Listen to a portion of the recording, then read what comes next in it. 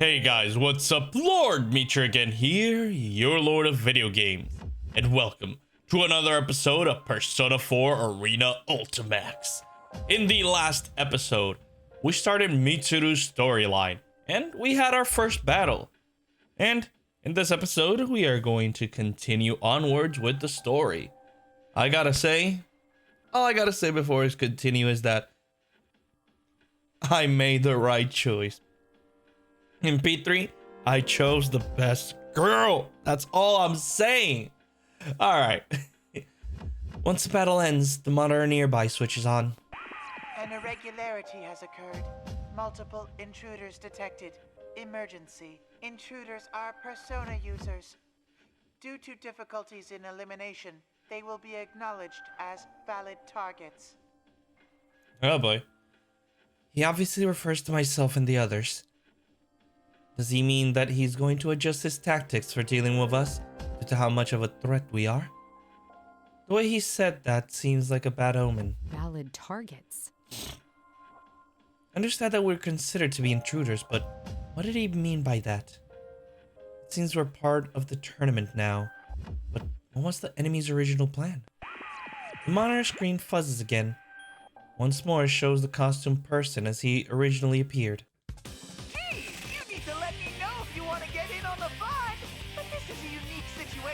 And you're one hot mama, so I'll make an exception. Just keep putting on a good show in your next bout, too. Hot mama? Who are you? Why don't you take off that strange costume and show your face? Hey now, I don't think a lady walking around in a cat suit like yours can talk to me about my bear suit.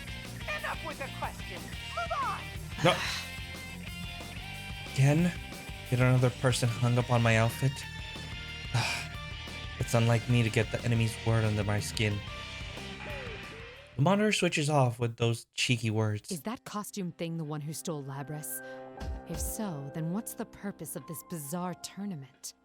Fine. I'll get a read on your location. I quickly link my communicator and persona.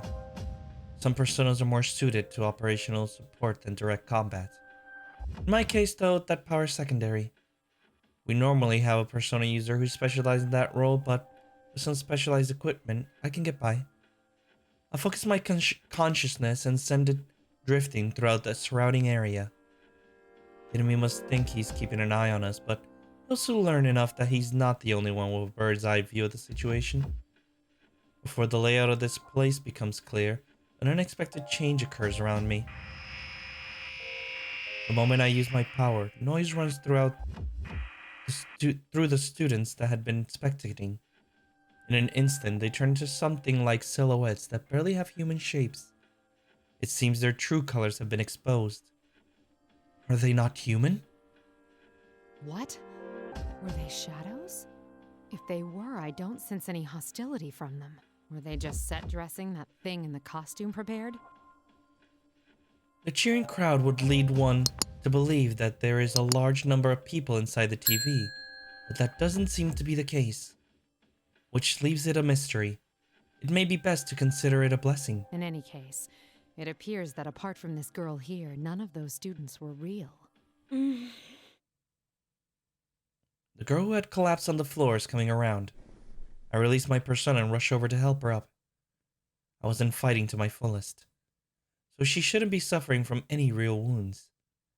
There are many mysteries surrounding this girl. She seems to be more than just an associate of the one in the bear costume. And when the girl sees me, she jumps back like a startled animal. Her speech is flustered, her face is bright, blushing red. There are tears in her eyes. How come you knew about that? About what? That was private. I never even told anyone at the inn about that. I can't believe someone I've never even met before knew. The girl covers her reddened face in shame. I try to think back to what I said to her. Did I point out anything that would cause such a reaction?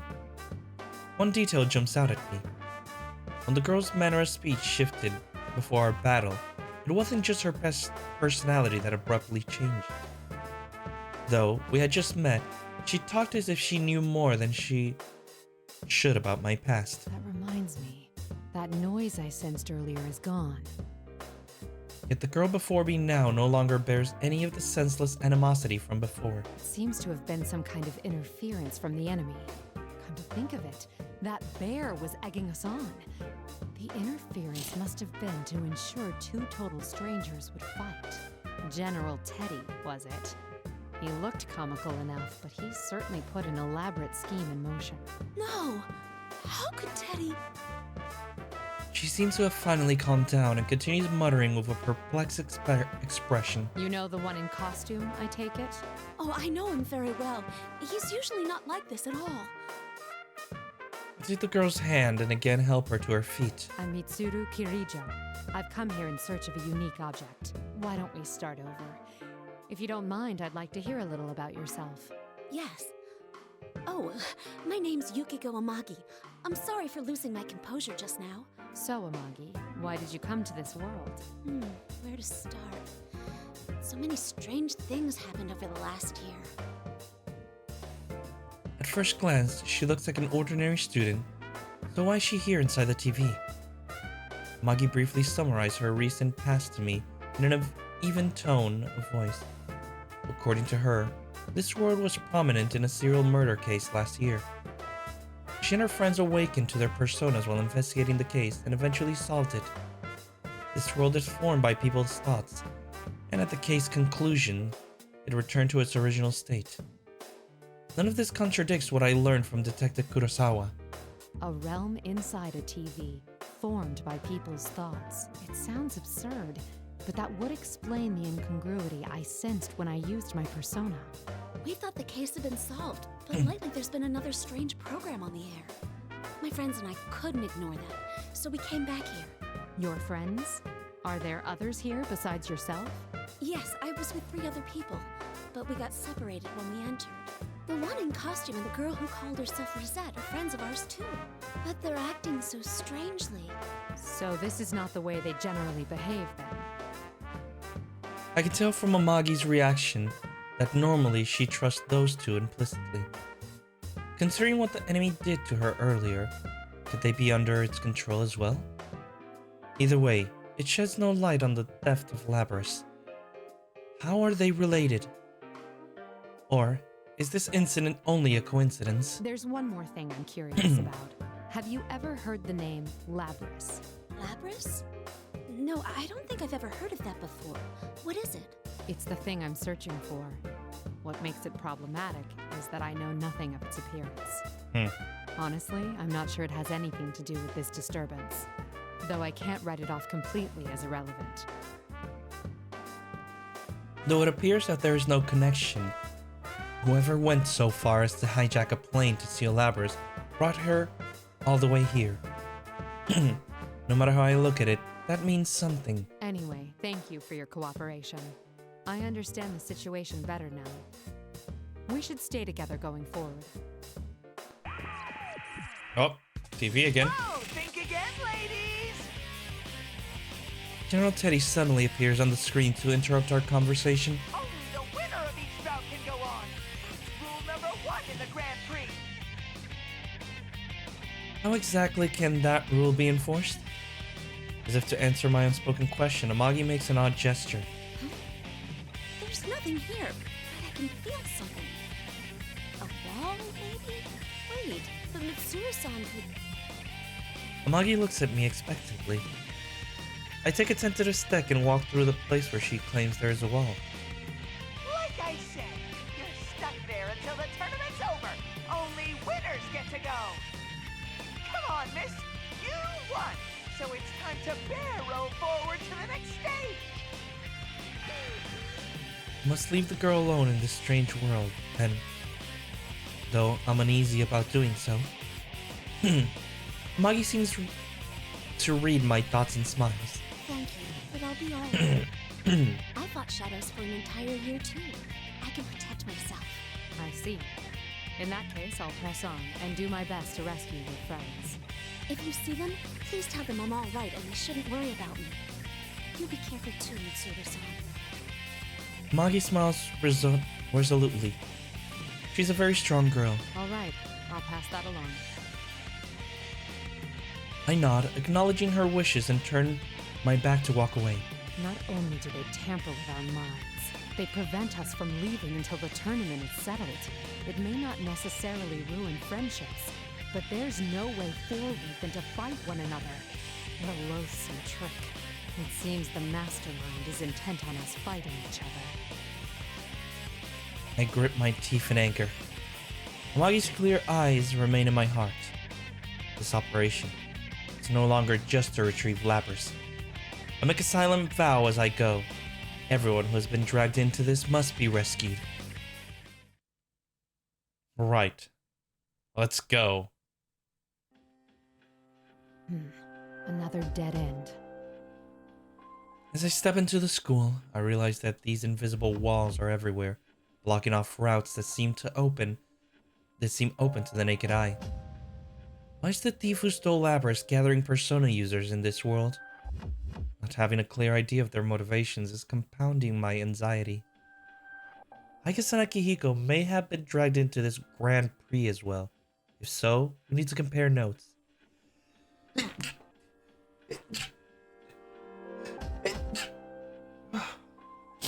Whew.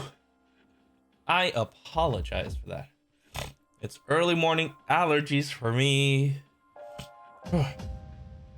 If all goes well, we may figure out their location of the mastermind behind this that I failed to grasp earlier.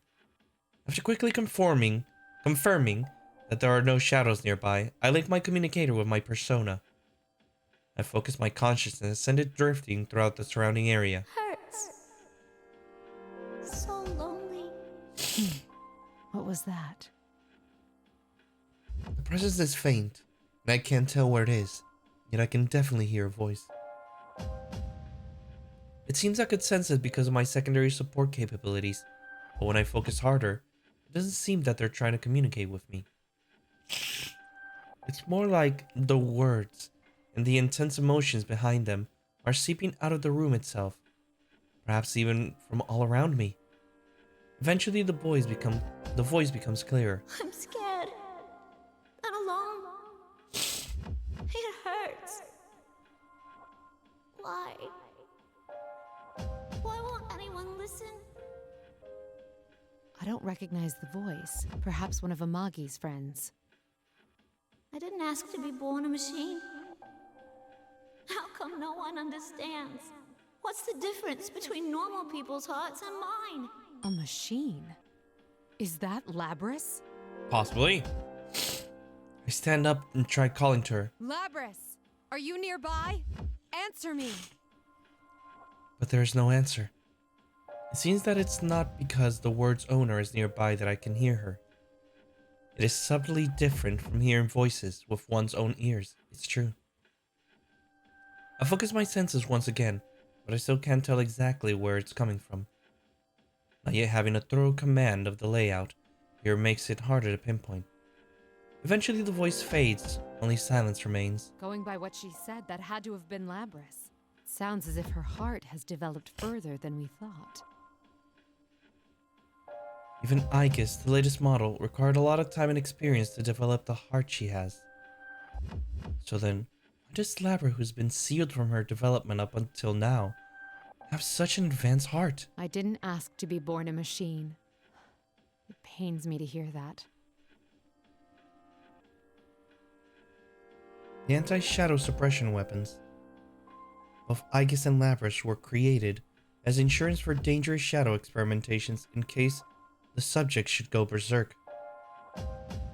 The only thing that can stand up against a shadow is a persona, and being able to control one is an absolute necessity when dealing with shadows. Thus, they were given hearts in order to induce their ability to use personas. But a weapon that has a heart contradicts itself. It was natural for Aegis to face that contradiction, and it caused her serious anguish in the past. We can't allow victims like her to be tormented by sins of the past, whether they're human or not. Newly resolved, I press on.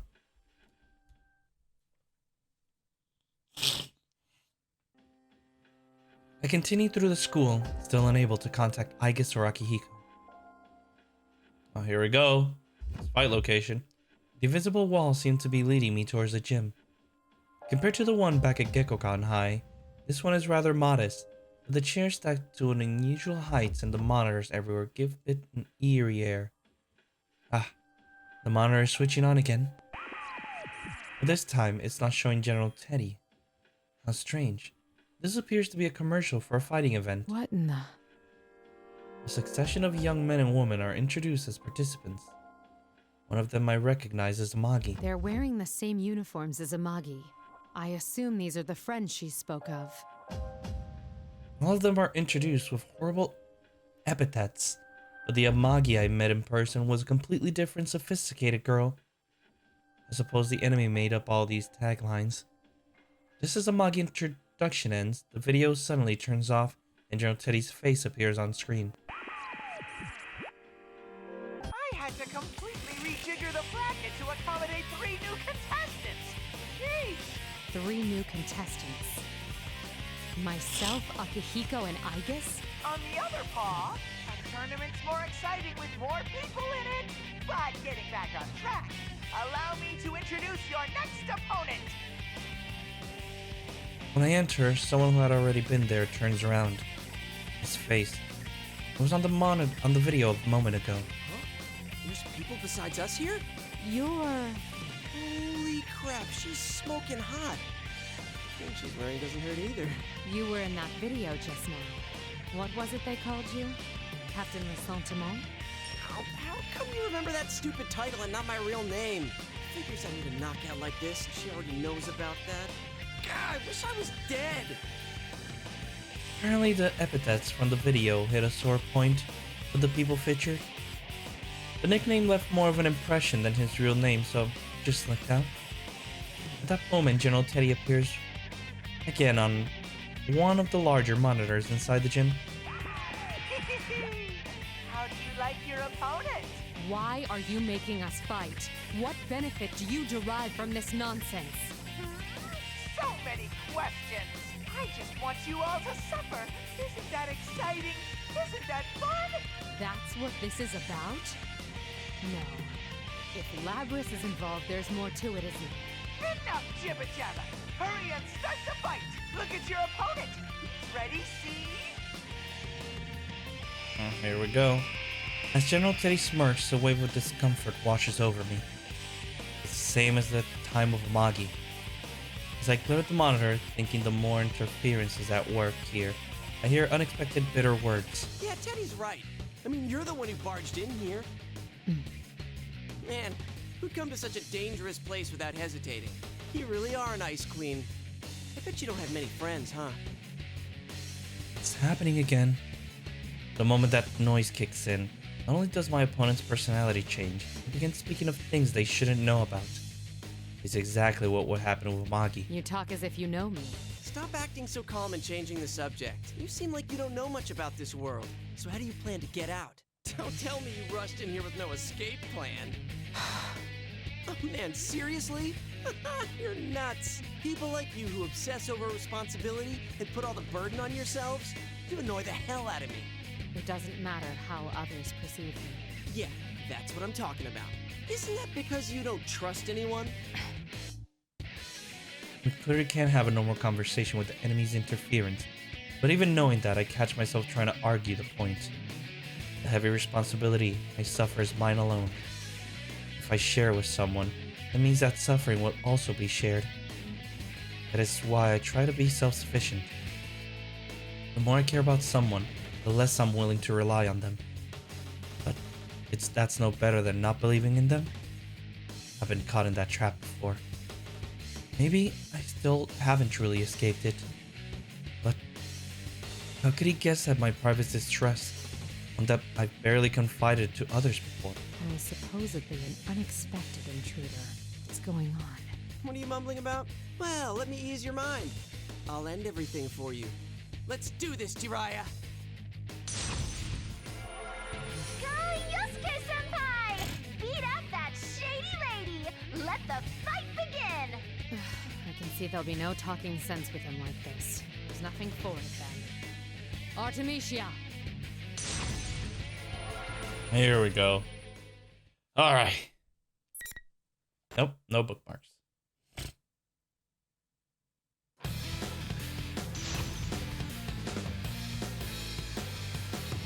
All right. Yosuke is pretty tough. I don't think tougher than Yukiko, but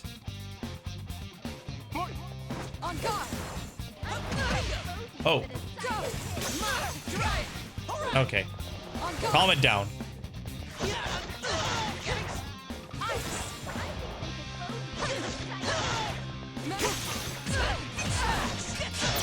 Ow.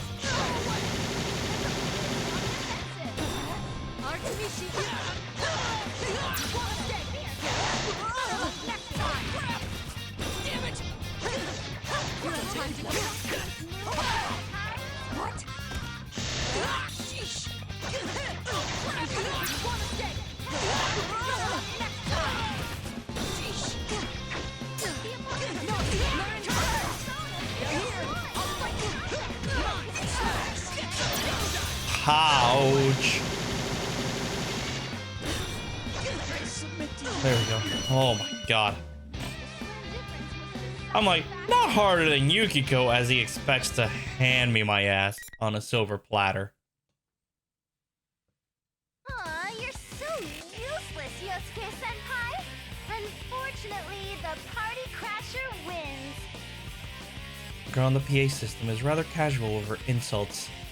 Soon after, General Teddy appears on the monitor. So strong, miss. I can barely believe how gorgeous and powerful you are. It seems they're not provoking us only to have us fight one another. And their method, is it more like an illusion they're casting over us, rather than some sort of mind control? Still trying to figure everything out? Switch your brain off and enjoy the Grand Prix already. Nope. Sorry, but I'm not some savage who enjoys the suffering of others. And don't call me Miss. My name is Mitsuru Kirijo. Kirijo? Oh. You toyed with us, and I don't take that lightly. I'll make you pay for what you've done. You better be prepared for that. Kirijo. And when he hears my voice, the face on the bear costume distorts into a mask of hate. You're the one who should be prepared. I'll never let you stop me. And off he goes. The broadcast ends after he flings those words at me. I mentioned my name on purpose. He reacted as strongly to the name Kirijo as I thought he would. I still don't know anything for certain, but I'm increasingly sure that General Teddy is related to the circumstances surrounding Labris. At first, I thought I'd stumbled into an irrelevant side incident, but evidently not.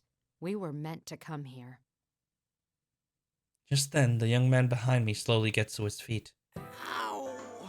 Ah, you're awake. It seems now that the battle is settled, the interference causing us both to seem odd vanished. Hanamura cringes away, frightened. Can't help but shrug. My. Amagi reacted the same way. Were the things that the illusory me said that harsh? Oh, you bet. Wait, what? Illusory? And did you just say Amagi? You meant Yukiko? Yes, before I came here. I was forced to fight her, quite against my will. I explained the situation to him. I also add that she shared information with me on last year's case. That should help prove that I did encounter Amagi. Just on the off chance, I asked Hanamura about Labris. He seems not to even know the name.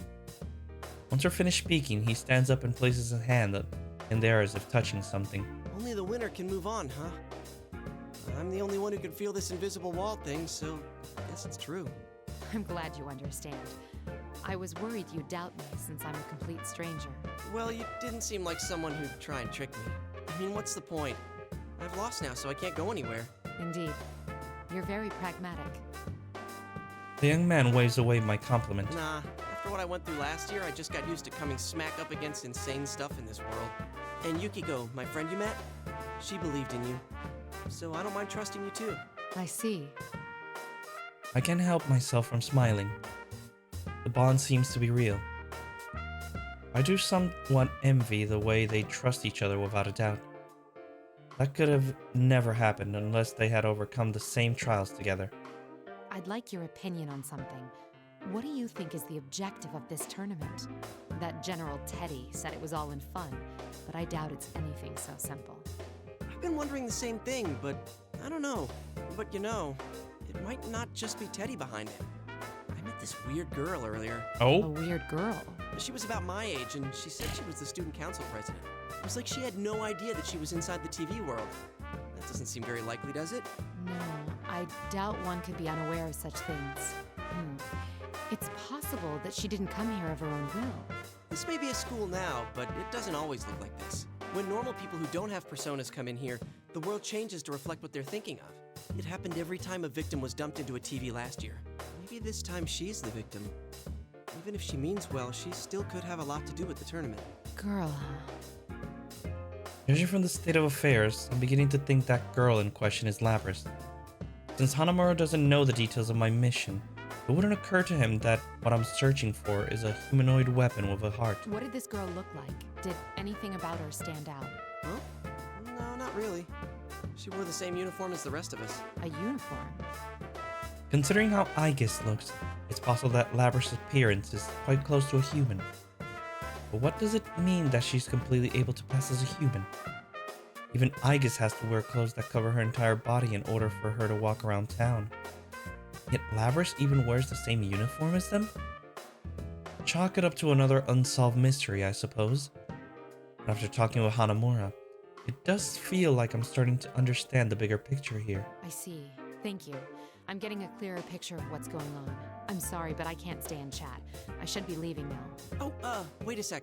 Can I ask you a favor? Can you look after my other friends too? It sucks, but I can't get to them from here. That Teddy's really not a bad guy either. Sure, he eats my ice cream without asking and stuff, but he's not the type of guy who'd get off on watching people hurt each other. There's gotta be some other explanation. Don't worry. I was already thinking along similar lines. What we saw was an illusion. It may be that they're faced with the same situation. I'll save everyone who's been dragged into this, including your friends, and this student council president. Thanks. Just hurry before someone else dies in here. Hanamura's expression, which had previously been bright, albeit desperate, darkens noticeably. From all I've heard, last year's Shadow incident revolved around serial murders. It may be that he lost someone as well. Fight so desperately but lacked the power to make a difference, being forcibly parted from loved ones. I understand that pain all too well. That must sound pretty lame, losing the fight and then making a lot of demands. Not so. You're concerned for your friends in a situation like this. C'est magnifique. What? I sensed it when speaking to Amagi too. But you all seem to have very strong wills. I promise to do what I can to help. The emotions he seems to view as a weakness are actually a strength. I'm sure that with a little more experience, he'll come to realize that too. He'll see how difficult it is to hold to that will and how valuable it is to have friends he can share it with. Since I am one of those who'll be moving on, I'm responsible for the duties he entrusted to me. As if sensing my determination, Hanamura's expression turns serious and he nods. Bookmark? No.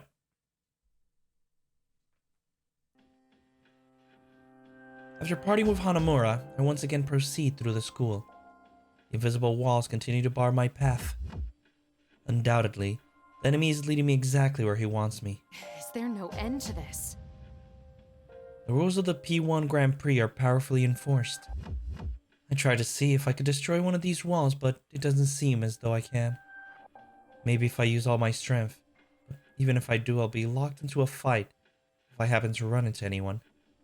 Either way, it doesn't seem to be worth the trouble. I stray from the suggested route on purpose and open one of the classroom doors.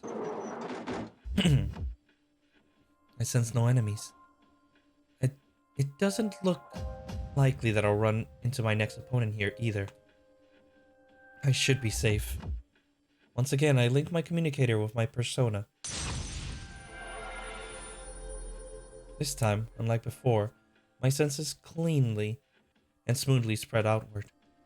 I sense two familiar signals. Akihiko and Aigis. They both seem to be okay. First, I focus my senses to contact Aigis, who's closer by. Can you hear me, Aigis? Mitsuru-san, I am relieved to finally hear from you. Is Akihiko-san with you? No, we were separated, but I've confirmed his safety. I'm sure he won't be defeated that easily. I guess laughs upon me hearing my words. Let's exchange information while we can. I give her a simple outline of the current situation. I mentioned the students that were drawn here. My suspicion is that the Grand Prix mastermind is almost certainly related to Lapras.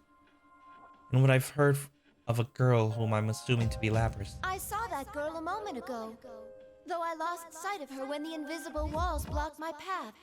I've been told she looks more human than you. Is that possible? Not only that, she was almost indistinguishable from a normal person. I couldn't believe it either. Yet I definitely sensed a personality module. I don't believe there's any mistake that she is Lapras. I see. There's no doubt that General Teddy has strong ties to Lapras and the Kitajoh group. But this girl whom we believe to be Lapras is apparently walking around unconstrained. If she can set up this many walls, it should be easy for him to capture her too. Don't worry about meeting up for now. Under the present conditions, we'd only end up fighting amongst ourselves. Understood. I don't know how Lapras ties into this situation yet, but be careful.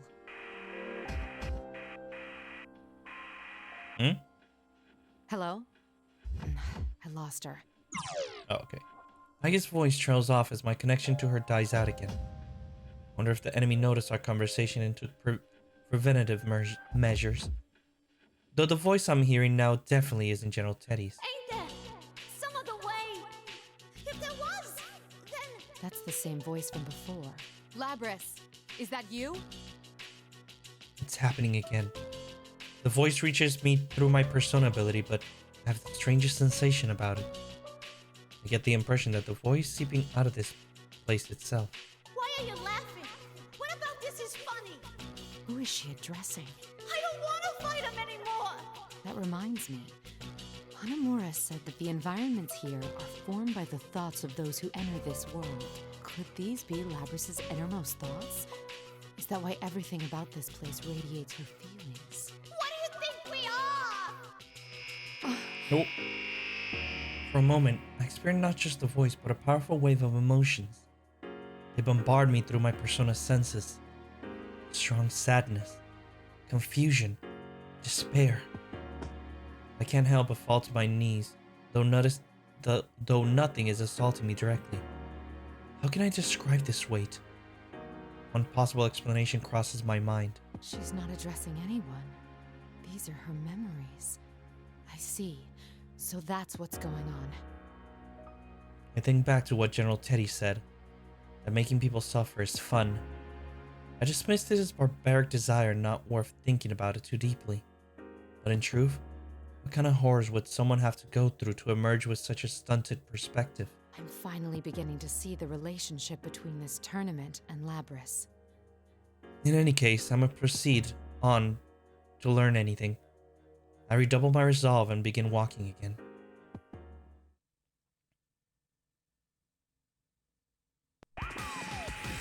The monitor slowly turns on, showing a smirking General Teddy. What are you getting so sentimental for? The Grand Prix not over yet! Then you intend to continue this meaningless farce. I'll decide what's meaningless or not! Bring out the next challenger! As soon as the General shouts, smoke gushes out, obstructing my view. It seems he isn't willing to listen to reason at all. Not that I expected otherwise. Will I be forced to fight this time? I strain my eyes to see through the smoke. It looks like it's... You? I remember that face. Naoto Shirogane. I was present as a police observer when Lapras was being transported to Yakushima. Was thanks to his quick thinking that we discovered Lapras had been taken to Inaba. If our trip hadn't been disrupted by the hijacking, he probably would have been with us in Yakushima. But why is he here? This is a problem. I didn't think we'd run into each other so soon. Is this another religion? No. I can see that it isn't. Why are you here? I'll answer that question later. It would be best to say as little as possible for now. With that, the young man lifts a finger to his lips in a gesture to remain silent. Directly afterwards, that staticky sensation runs through my body. It's then that I understand what he meant. Once again, this noise will prevent us from understanding each other properly. He's probably also noticed the effect at work. Nothing we say right now could be called conversing. If we both understand that, neither of us need to take what the other says personally. That's why he called for a temporary silence. It's an amazing assessment, given the brief time in which he had to make it. Before long, as expected, the young man before me undergoes a complete attitude reversal. Seriously, such impatience handling the grunt work yourself like this. Isn't micromanaging like this the style of an incompetent leader? One who can't see the bigger picture? This isn't how he truly feels. I say nothing. The silent treatment, huh? That's fine. I understand perfectly. You don't believe in people. Not a single one. You have friends and allies, but believing in them is a different thing. I suspect you'll never break down that wall. Shall I say it for you? You're actually scared to. The notion of growing attached to something and losing it scares you so much that you'll share nothing truly important to you. Even if you want to believe in your friends, you can't. That's not true. After the words slip from my mouth, I realize that the argument is futile. Of course it is. Why not simply admit it? In truth, you have your hands full just expiating your family's sins. You don't need the added burden of others placing their lives in your hands. Isn't that how you really feel? No. The young man smirks as if ridiculing my inability to stop myself from responding to his allegations, despite knowing the futility of doing so. But the smirk only helps me to regain my composure. The real Shirogane would never make that face. This is only an illusion. There's no use continuing this. Not until I eliminate this irritating mirage. Here we go. Oh, my back. Woo!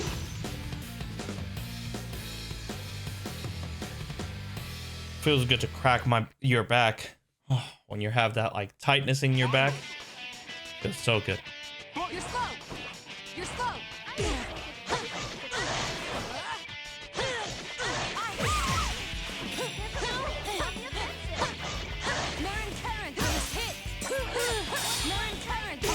Okay, calm it down.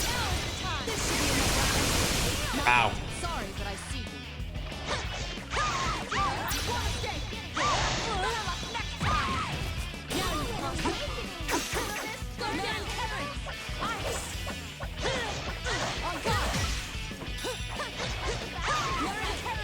I need to stop doing Maren carrying. There we go, that's what I wanted. Alright, it's over. Time to leave. Oh. Sorry, Naoto. Run towards the monitor on the assumption that General Teddy will appear to mock us. But for some reason, this time he doesn't. I'm not sure why, but it at least allows us time to calmly talk things over. Look towards the young man once again. Am I getting through to you now? Yes. The same goes for me, I presume. It seems we were spellbound until the fight began, as we both suspected. They disrupted our communications to drive a wedge between us and make us fight. Though it's a mystery to me as to where it draws such personal slights for the illusions before us. I agree. He seems to bear no animosity and is willing to discuss things, but to be honest, I'm not sure where we stand. Why is he here? I can think of several possible explanations, but if his secret followed us, then his canniness may prove dangerous. He gives a sudden wry smile, after sensing my reluctance and trying to assuage it. There's no need to be cagey. I don't intend to dodge whatever questions you have. You were probably wondering 3 things when you saw me here. First, how did I enter this world? Second, what am I doing in Inaba? And third, if I came here looking for you, what are my true intentions? No wonder you've made a name for yourself as a detective. You're correct on all counts. The first answer is easy. You know now that I can use a persona, allowing me access to the TV world. As for the second, there's no great mystery why I would come to Inaba. I live here. You wouldn't happen to be acquainted with Amagi and Hanamura. You've met my senpai? Your friends. I gather that you're comrades who fought alongside each other during the serial murder case last year. I assume you entered the TV together for the same reason they did. and found yourself dragged into this mess as well. This is interesting, having two analytical minds just talk to each other. Whatever doubts I may have about them, it seems they're here because we dragged them into this. I'm not very comfortable with that.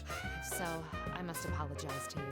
No doubt you already know, but the object we seek has been brought to this world. It's most likely the cause of this disturbance. Whoever learned of this world's existence must have thought it would be useful in whatever their scheme. You apologizing to me? Shirogane shrugs with a wry smile. Are you so sure you can trust me? You have no guarantee that I'm telling the truth. And there's still the answer to your third question to consider. I haven't yet told you my true motives. Fair enough. But if you're friends with Amagi and Hanamura, I feel I can trust you. Their bonds with their friends are real. Perhaps I lied about that too. But then why would you bring it up? No, you're no villain. That's what my intuition tells me. You aren't at all the person I thought you'd be. I'll take that as a compliment. It's so interesting. His smile suggests that it was meant as one. It makes him look his age, or even younger. I can't help but smile as well. He's not exactly the hardened detective I'd imagine him to be either. The Teddy who appeared on that monitor is not our friend. He's an imposter. You have proof of this? I found the real Teddy. Our enemy can fog both our eyes and ears. It's possible they can make themselves look like someone else. I see. But I still don't know why they chose to take on Teddy's appearance.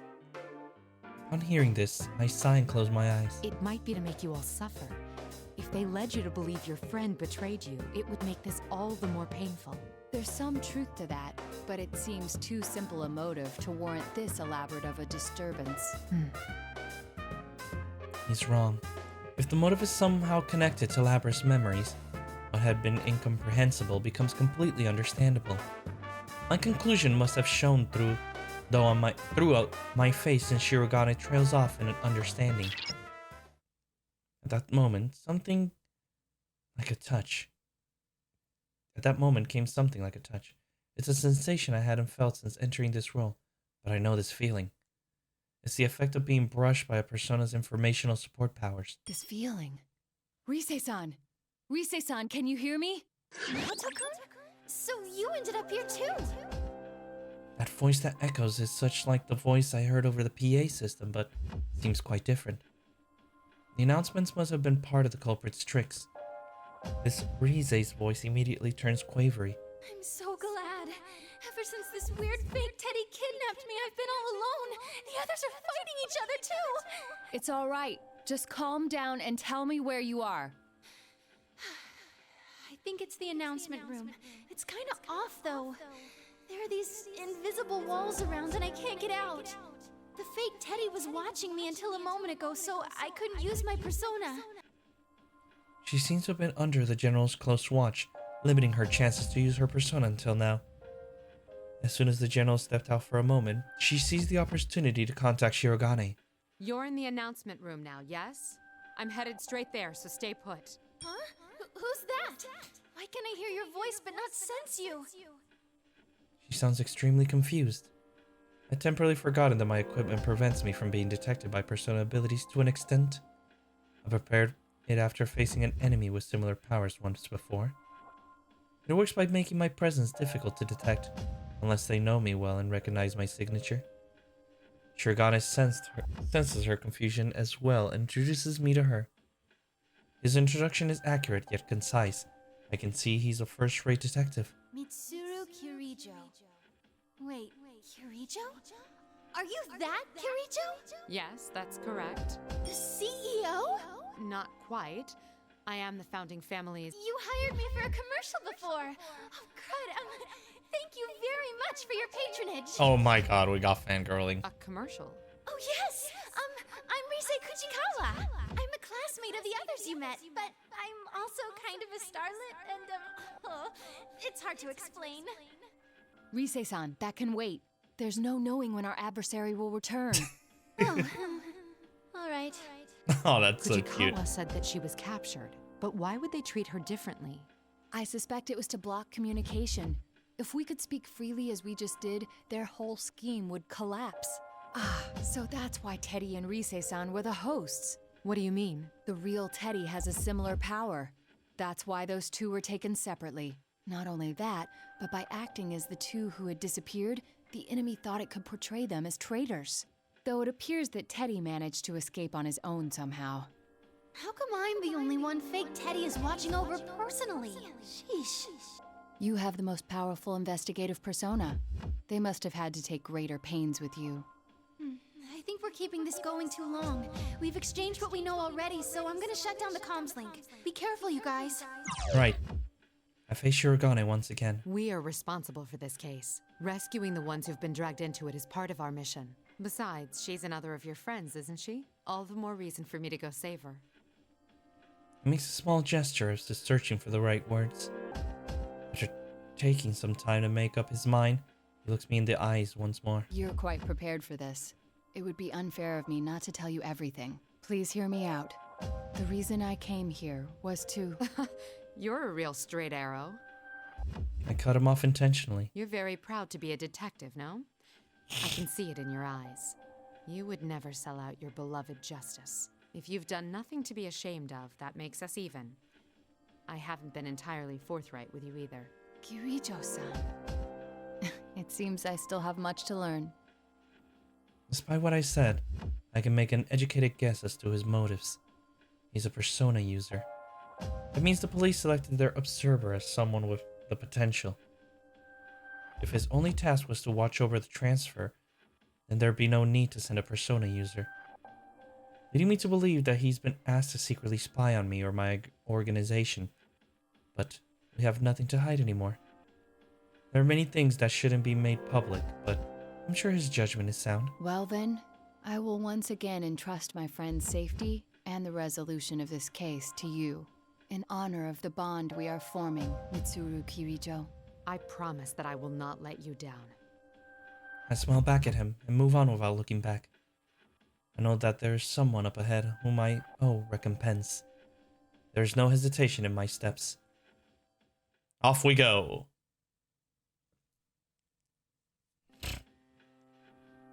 I reach the third floor. After turning the corner and going on for a little while, finally comes into view. The announcement room. This is where Kujikawa is supposed to be. Are you Kirijo-san? Kirijo? As I open the door, two students greet me. One of them is the voice I heard through my persona, Kujikawa, I presume. The other is a girl I didn't see on the video. Hang tight, Miss President. We'll be okay now that help's arrived. Kirijo-san, this girl got dragged into this mess too. We have to help her before that general comes back. So you're Kujikawa. Sorry, but I'll need you to step back. Huh? I turn to face Miss President. We meet at last. Astounding. You really do look human. But you're not, are you, Labris? The girl jumps at hearing this. Kujikawa still looks unsure, but I can't drag her into this. I place myself between her and Labris. Huh? What do you mean she's not human? Isn't she a victim who got dropped inside the TV? Labris being a victim is one way to see it. But if what we learned thus far is accurate, then the one who set up this Grand Prix is most likely... Labris, our records show that you were loaded with special equipment. Undoubtedly a function that affects thoughts and scrambles recognition. That's why we saw and heard illusions whenever we fought. It would also explain General Teddy's appearance, and those who met you believing you to be human. Special equipment? Labris? What are you talking about? Labris protests of ignorance, down if she's in denial about something she already knows. It's tragic hearing the desperation in her voice. I'm sure the reason why you captured two people with analytical personas wasn't just to keep them from interfering with your designs. I came to a realization when I noticed I was the only one who sensed that noise. An analytical persona's searches clash with your ability. They dispel illusions, so you needed to confine them. You feared that if they caught you off guard and used their persona's ability, this would happen. With that, I summon my persona, Artemisia. Just as expected, the noise immediately runs across Labris' body. It's exactly the sensation I felt before each round in the tournament.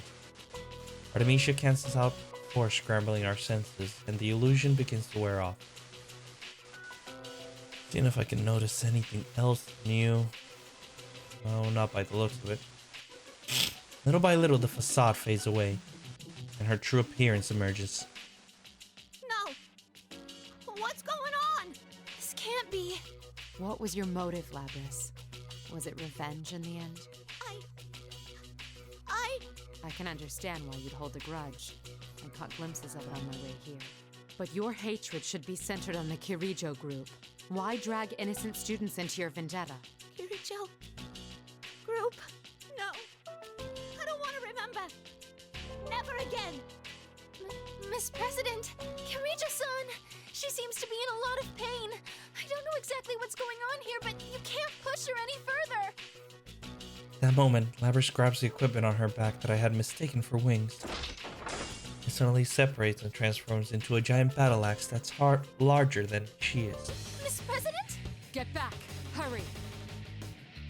Labrys approaches one step at a time, her axe at the ready. Her steps seem uncertain, but she's moving with battle clearly in mind. The injunction against harming humans has been removed? I see. No wonder she was sealed away. Behind me, I hear Kujikawa pleading. Is there no other choice but to fight? I won't let you do any more damage, Labrys. It's me you want. Shut up! Shut up! I didn't like that! Here we go. Last fight.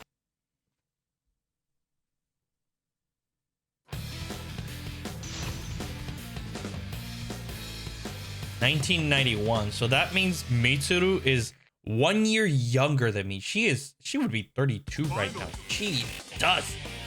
I won't hold back. You have time to go. That's not what I meant to do. Ow. Go. I'm coming for your mistake. Better luck next time. You're finished. You're finished. Your mistake. Better luck next time. You're in Karen. How did you? There we go. Oh, God. Place a bookmark? Nope.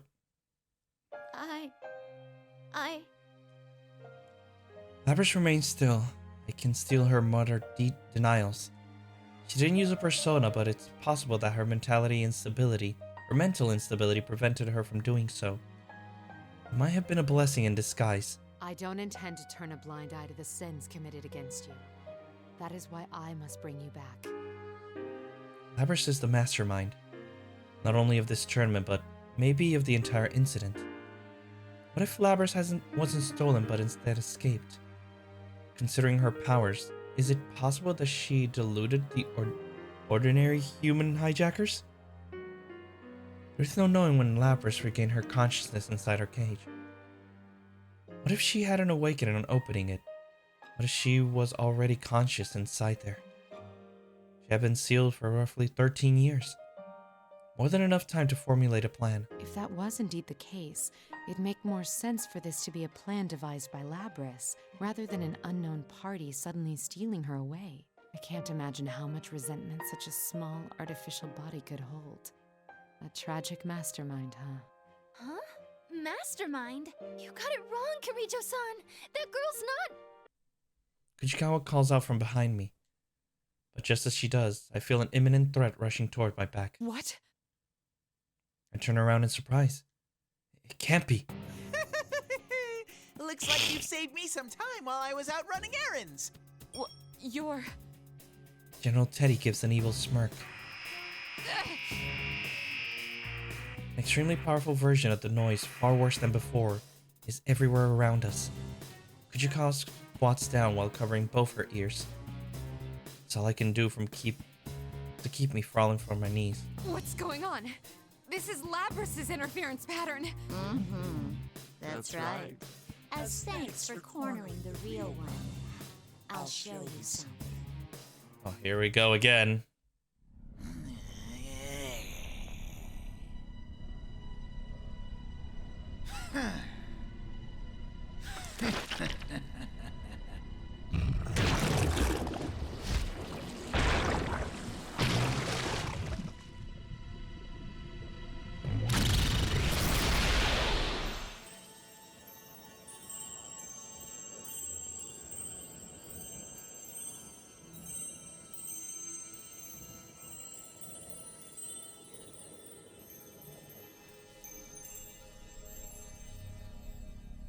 Here we go. Well, at least we had the fight already, unless I have to fight her again now.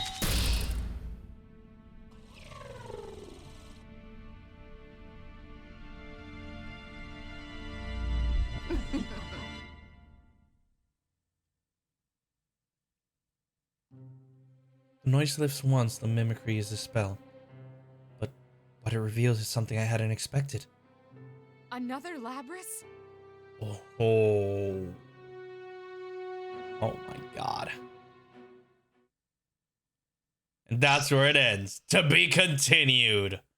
Oh my god. Who do we unlock now? Oh, we unlock Labrys. Alright.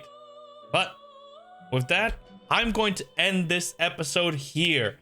And in the next one, we're jumping into Labrys' storyline. So, hope you guys have been enjoying these videos. If you have, please leave a like, comment, and share. That always helps out against that pesky YouTube algorithm. Subscribe to join the Moonlight Army today. Hit that bell icon to be notified when I upload a new video. If you guys want to stalk me on my social medias, the links will be in the description box below. Also, I do have a voice acting channel, so if you're interested in that, the link will be in the description box or in the ending title that's coming up. And I'll see you guys in the next video. So, take care, guys. Bye-bye.